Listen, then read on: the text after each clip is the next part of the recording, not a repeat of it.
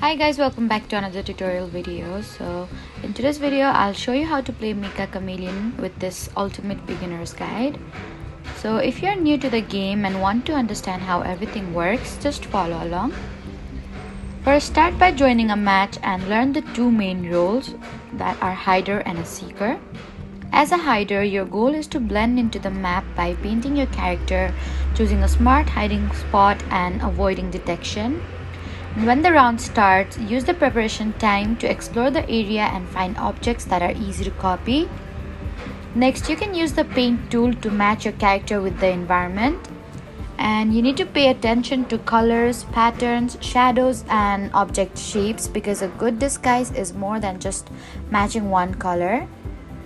You should also choose a good pose that makes your character look natural in the location. And if you're playing as a seeker, your job is to scan the map and find players who do not match the environment.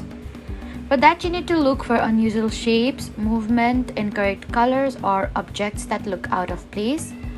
And learning the maps and practicing your hiding spots will help you improve faster. So that was how to play Meccha Chameleon with this beginner's guide. Don't forget to like, comment, and subscribe for more helpful tutorials. Thank you for watching.